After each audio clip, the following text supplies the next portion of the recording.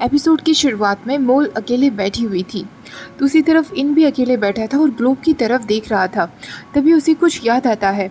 वो तुरंत मोल के पास जाता है और उससे कहता है, क्या वांग यहाँ है? मोल कहती है, नहीं, वांग यहाँ नहीं है। अब उन दोनों को चिंता होने लगती है। वो दोनों पूरे घर में ढूंढते हैं पर वांग उन्हें कहीं नहीं मिल रहा था। इन मोल से कहता है, तुम चिंता मत करो, वो यहीं कहीं गया होगा। सांगकाम उसे ढूंढने गया है। और वैसे भी तुम्हारी कार की कीज तो तुम्हारे साथ है ना? मोल कहती है, हाँ, पर अगर उसे कोई स्टूपिड सा आइडिया आ गया और वो जंगल में चला गया तो? अब तक तो तुम्हें पता चल ही गया होगा कि लोग कितने अनएक्सपेक्टेड हो सकते हैं। तुम्हें उससे मिले कितना समय हुआ है? बस कुछ दिन। मैं उसके साथ पूरी जिंदगी भर रहते हुए आई हूँ। लेकिन वांग एक दिन तुमसे मिलता है और तुमसे इतना ज़्यादा कनेक्टेड फील करने लगता है कि वो अब जिंदगी भर तुम्हारे साथ रहना चाहता है और अपनी माँ को छोड़कर चले जाना चाहता है, जिससे वो तुम्हारे साथ रह सके और फिलॉसफी पढ़ सके। तुम्हें क्या लगा था कि क्या मुझे नहीं पता चलेगा? ये आइडिया तुमने ही उसे दिया होगा। शुरुआत से ही मुझे इतना अजीब लगता था कि हम सारी जगह छोड़कर यही तुम्हारे आसपास ही क्यों आकर रुके। पता नहीं पास्ट में मैंने ऐसा क्या किया था जो मेरे साथ ये सब हो रहा है। मैंने इच्छा मांगी थी कि मैं अब तुमसे कभी ना मिलूं, पर फिर भी तुम यहाँ हम दोनों से टकरा गए। इस बात पर इन कहता है, मोल, क्या तुम मुझसे इतनी नफरत करती हो? मोल कहती है, मैंने तुमसे कहा था ना कि मैं तुम्हें पसंद किया करती थी। तुम मेरे वो दोस्त हुआ करते थे जिस पर मुझे सबसे ज़्यादा भरोसा था। पर तुमने मेरे साथ क्या किया? तुम्हारे और श्याम के बीच क्या हुआ था, ना तो इस बारे में मुझे पता है और ना ही मैं जानना चाहती। मेरे लिए सब कुछ तभी ख़त्म हो गया था जब श्याम की मौत हुई थी। पर आज मैंने फिर भी सब कुछ भूलकर तुम्हारे सामने रिक्वेस्ट की कि प्लीज़ मेरा बेटा मुझे वापस लौटा दो। पर डिनर के वक्त जो भी कुछ हुआ, शायद तुम मेरी मदद करने के लिए तैयार नहीं थे। इन कहता है, मोल, मैंने ऐसा कुछ नहीं किया जैसा तुम समझ रही हो। मोल कहती है, तो क्या तुम प्लीज़ मुझे एक्सप्लेन करोगे कि डिनर के वक्त तुमने कुछ कहा क्यों नहीं जब वांग इस तरह बिहेव कर रहा था? जब उसने तुमसे अपना प्यार कन्फेस किया, जब उसने कहा कि वो तुम्हारे साथ रहना चाहता है, तुमने कुछ कहा क्यों नहीं? पहले मैं एक बार भाग चुकी हूँ, पर इस बार मैं नहीं भागूंगी। मैं चाहूँ तो तुमसे पूछ सकती हूँ कि आखिरकार तुम्हारे और श्याम के बीच क्या हुआ था, पर पास्ट से अब मुझे कोई फ़र्क नहीं पड़ता। पर क्या तुम प्लीज़ आज मेरे साथ ऑनेस्ट हो सकते हो और मुझे बता सकते हो कि क्या तुम भी वांग को पसंद करते हो? इससे पहले कि इन कुछ कह पाता, सांगकाम वहाँ आता है और कहता है, आपकी फ्रेंड की कार गैराज में नहीं है। मूल कहती है, इसका मतलब वो कार लेकर चला गया है? क्या किसी ने भी उसे कार ले जाते हुए जाते नहीं देखा? सांगकाम कहता है, सॉरी मैम, मैं सोया हुआ था, पर आप चिंता मत करिए, वो यंग है, वो आसपास कहीं घूमने के लिए निकले होंगे, वो जल्दी ही वापस आ जाएंगे। सांगकाम के जाने के बाद मूल इन से कहती है, वांग कार लेकर चला गया है, अब मैं क्या करूं?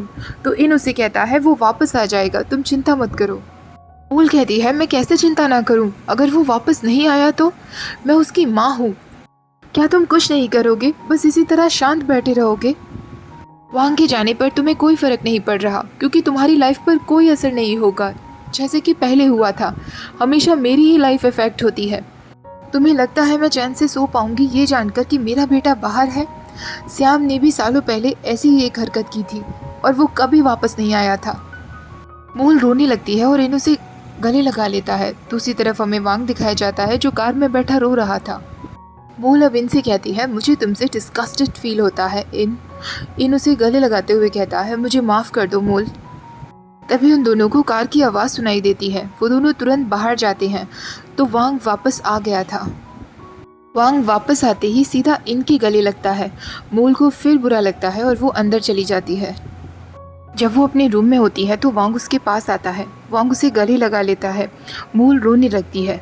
मूल उससे कहती है, तुम कहाँ चले गए थे? तुमने मुझे प्रॉमिस किया था ना कि तुम मुझे कभी छोड़कर नहीं जाओगे। आज के बाद ऐसा फिर कभी मत करना। आज रात तुम यहीं सो जाओ वांग, बेड काफ़ी बड़ा है, हम दोनों आराम से सो जाएंगे और कल सुबह मैं जल्दी उठूंगी और हम यहाँ से चले जाएंगे। वांग, कभी कभी हमारी लाइफ वैसी नहीं हो पाती है जैसा हम एक्सपेक्टेशंस रखते हैं।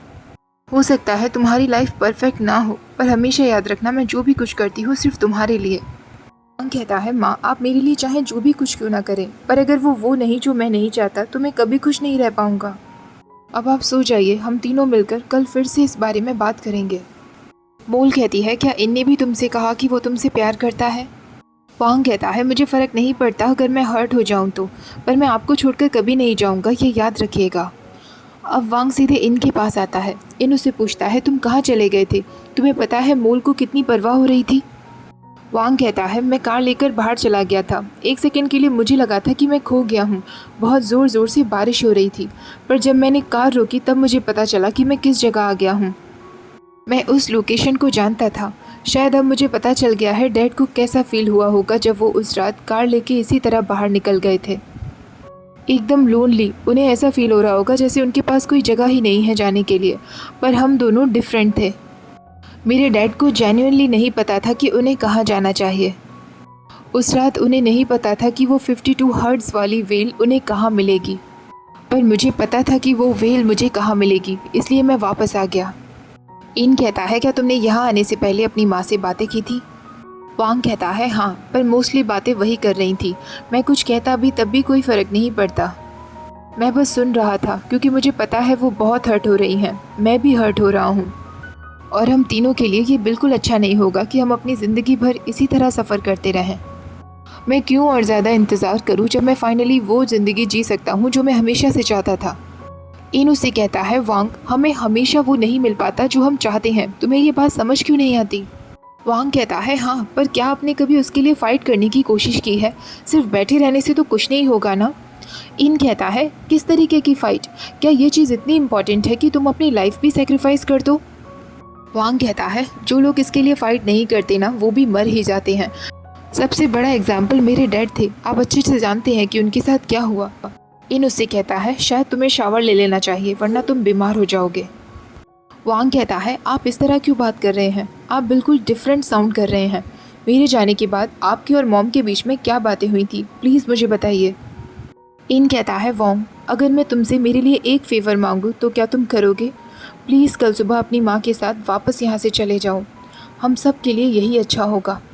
मैं हमेशा यही रहूँगा। तुम जब चाहो तब मुझे यहाँ विज़िट करने के लिए आ सकते हो, पर तुम मेरे साथ रह नहीं सकते।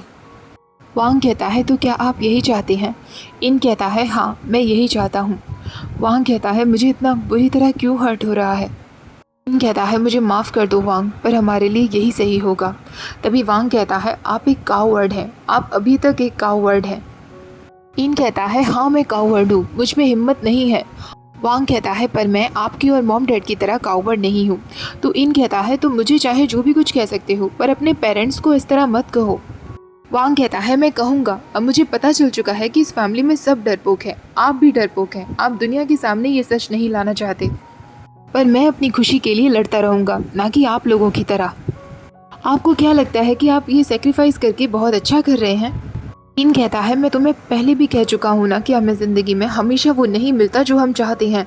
हमें रियलिटी को फेस करना होता है। तो वांग कहता है, प्यार भी तो रियलिटी है ना। हर किसी को हक होना चाहिए उससे प्यार करने का जिसे वो चाहते हैं, क्योंकि वो एक रियलिटी है।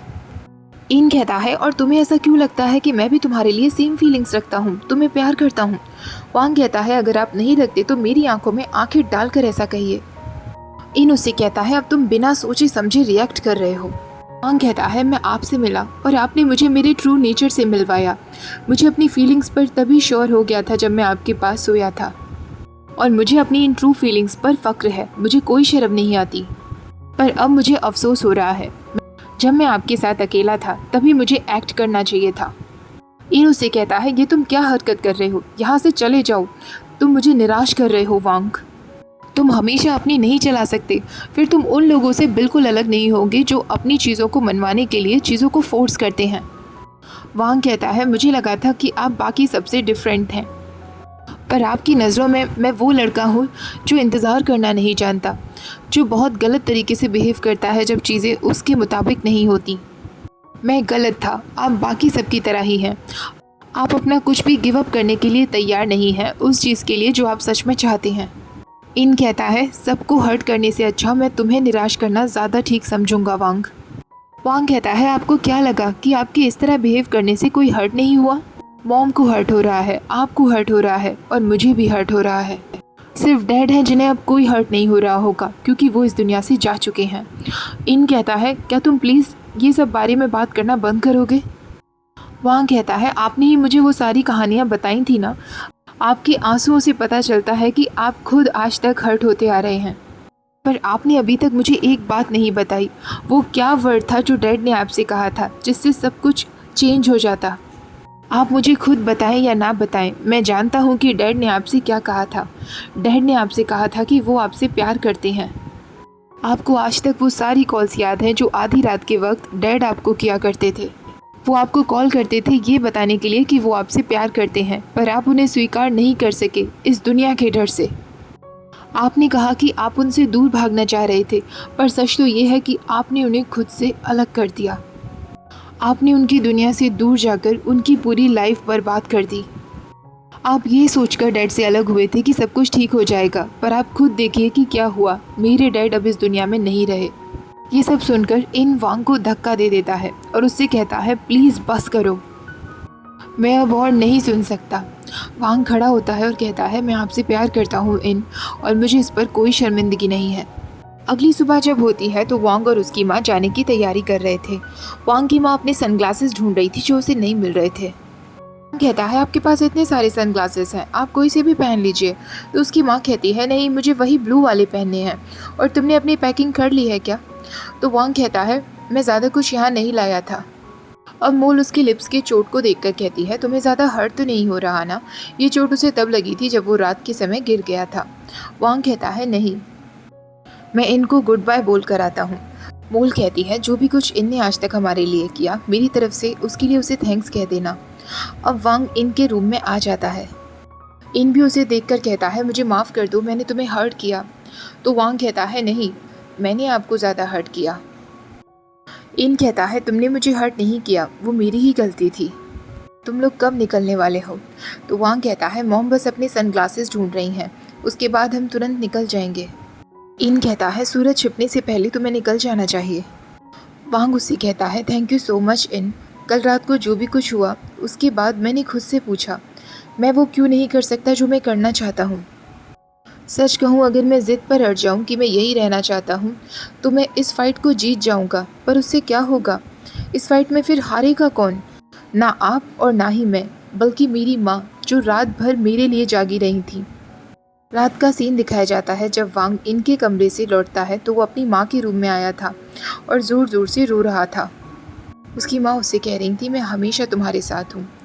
वांग कहता है, क्या मेरी माँ सच में गलत है? क्योंकि वो मुझसे इतना प्यार करती हैं कि मुझे इस दुनिया से प्रोटेक्ट करना चाहती हैं, तो क्या उनका ऐसा सोचना गलत है?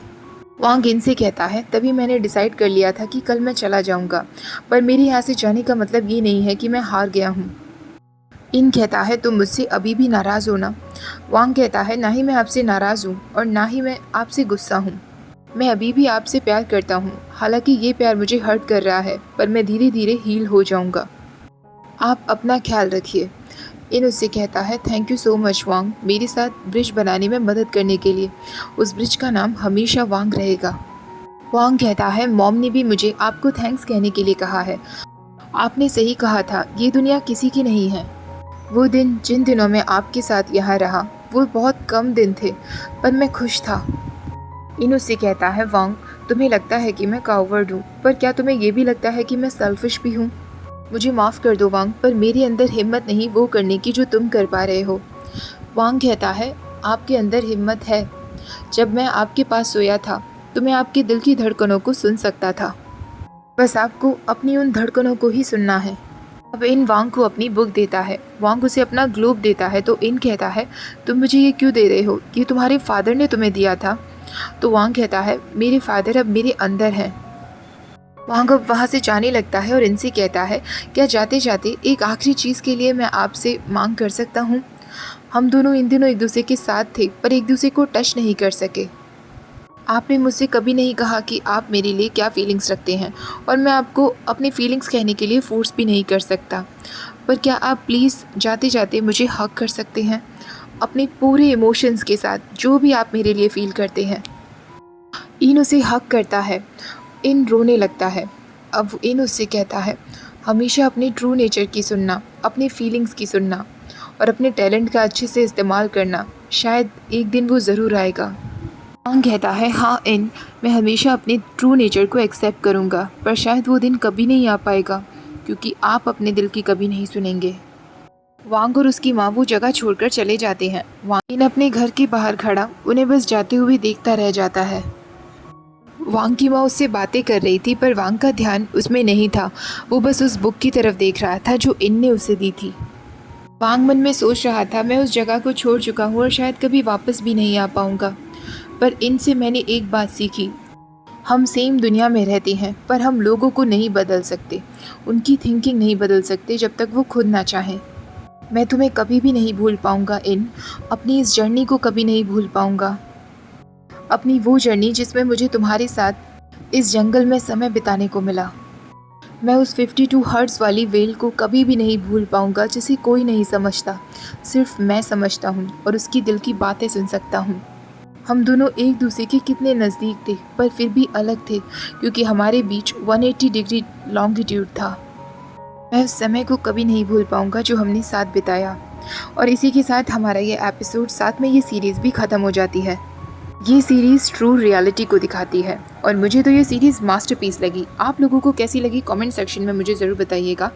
वीडियो अच्छी लगी हो तो प्लीज़ वीडियो को लाइक, शेयर, चैनल को सब्सक्राइब करना मत भूलिएगा। Thank you for watching. Bye bye.